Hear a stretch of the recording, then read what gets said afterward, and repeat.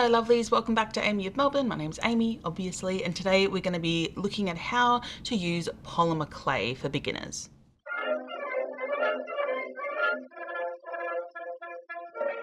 Today we're going to be using one of my polymer clay starter kits. It's available on my website. In the kit you get a tile to bake on and to roll on. You get a multi-tool, which includes basically a roller, a smoother and a point tool.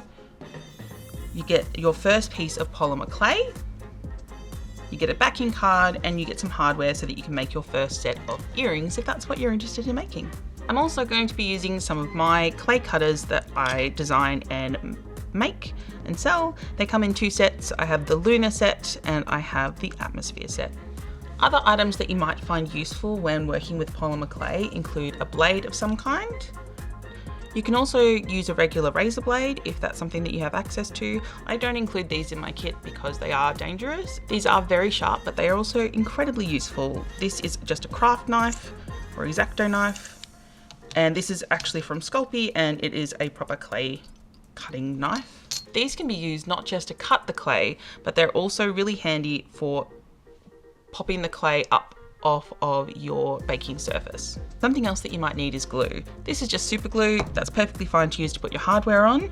You can also use oven baked clay adhesive, and that goes on while your clay is still wet, and then it all gets baked together with your hardware in it.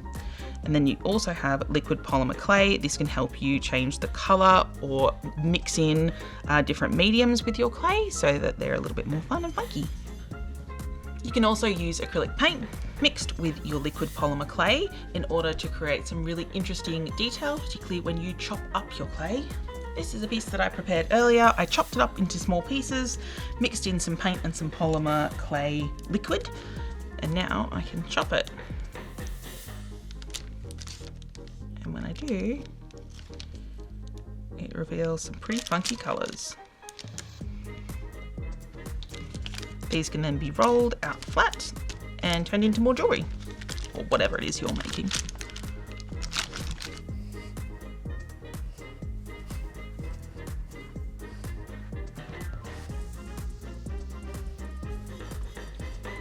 Pastels are used to add extra colour, like on this little froggy friend of mine that I made as a stitch marker. I've used pastels just to give the cheeks a little glow. Something else that can be really handy is just plain A4 printer paper. A4 paper, when you use it to bake with, can help keep your pieces from getting too shiny or sticking down to the tile. You can also use it to roll on if you need something else that's a little bit bigger and less movie than your tile.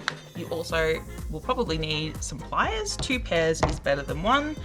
You can also get rings to help, and these are to pull apart your jump rings. This is a non-powered solution to a Dremel. It's just a tiny little hand drill.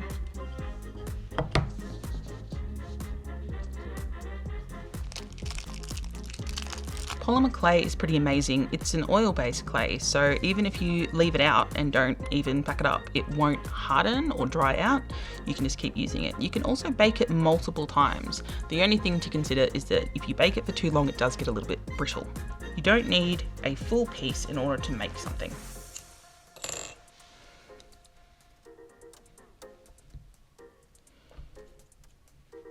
To start with your clay, you need to start working it. It's called conditioning. I start working with it with my hands first to get it smooth and malleable, and then I use the roller to roll it out. This is an air pocket here. You want to try and avoid air pockets. They do come through when you bake. When you're folding and rolling, you want to try and not trap air inside the clay. So as I fold it this way, I'm not going to roll towards the folded edge. If I roll towards the folded edge, all the air is going to get trapped in there.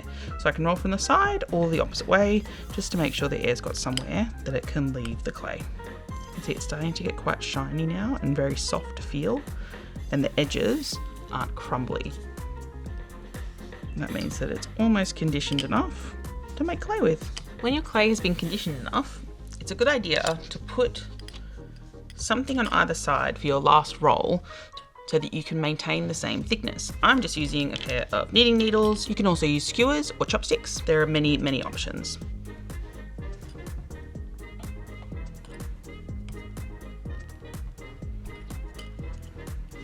Once you're happy with your clay, all you need to do is take your cutters, press down, give a little jiggle jiggle, and up they come.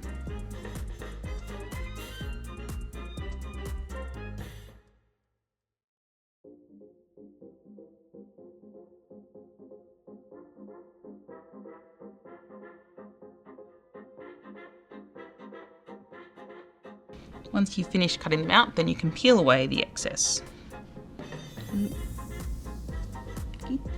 Get out of there, get out of there.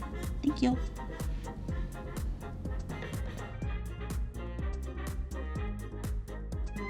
This is where you can take your smoothing tool, which is on the end, here, and you can smooth out any little imperfections. Make sure everything's sitting where it's supposed to be. Because these are going to be earrings, they need to have some holes in them so that they can clip together and have the hardware put into them. You can do this by using your tool on the end, poke a hole into them, but this can warp the clay. So when I make mine, I prefer to use my Dremel and just make little holes after they're already baked. You can use a toothpick or a skewer. You can also use a pin, or you could even use a paper clip that you fold out.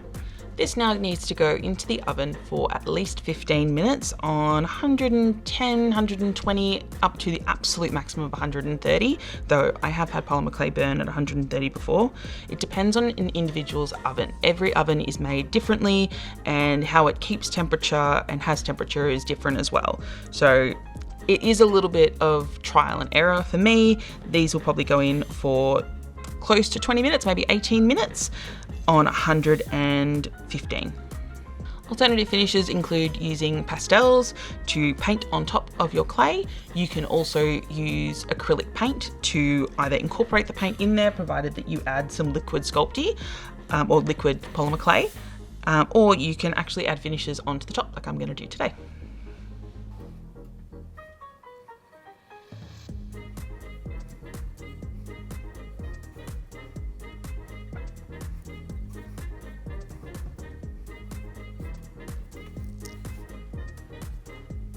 This is just some gold leaf, and I'll just put some over the top just to give it a little bit more interest and depth. Okay, so there they are, ready to be baked. I've put all of my gold leaf on. Again, if you need to, you can put the holes in now so that you can put your jump rings in. For these earrings, I'm going to put holes at the top here. I'm going to add one to the stars so that they can join together, and then on the back of the stars, using super glue, I'm just going to attach a straight pole. So my polymer clay pieces have come out of the oven, and now I need to take them off my tile. If you have a piece of paper like an A4 printer paper, then you don't have to worry about this step.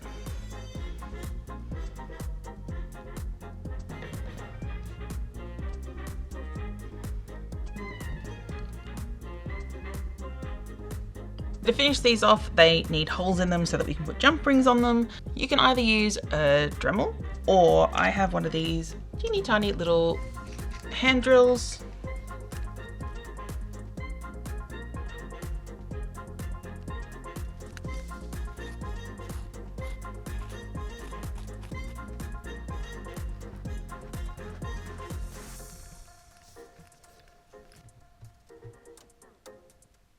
To join together the two pieces of clay that you've just baked, you need to use something called a jump ring. This is a jump ring here. Just a little ring of metal that you can open up so that you can get the two parts in. It's really important to twist sideways and not to pull it actually apart. Okay, so I'm going to take two pairs of pliers and twist open. Opened up. So now what I can do is I can add into one side, other side, one side, and pull them back together again. Together, you have your earring. Some of my kits come with these earrings, but because the start is so small, I prefer to use one of these little earrings. This is called an earring post. Is that I take a little dab of my super glue, I just place it on the back of the earring.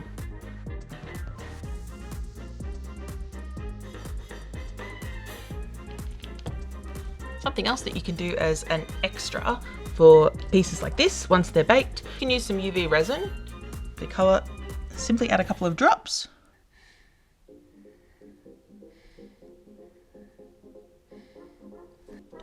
Which you can then spread around the surface and just helps give it this really beautiful sheen. As soon as it's spread enough, take your UV light, shine it on top for a couple of minutes, and that should set the UV. This also helps to give your piece a little bit of extra strength. Polymer clay can also be mixed together in sort of this haphazard way to make this really interesting effect. Just take some chunks, put them together and roll them out.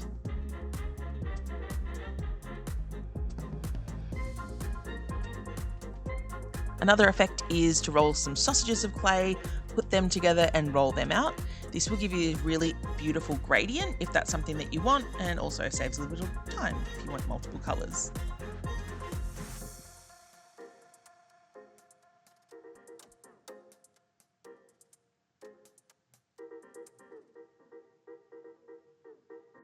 Anywhoosy, howsy, whatty, that's the end of this polymer clay tutorial. I hope that you enjoyed it and found something useful here. If you have any concerns or comments or questions, please leave them down below, and also maybe give it a like or something. Anyway, here's some more videos that you can watch. See you later!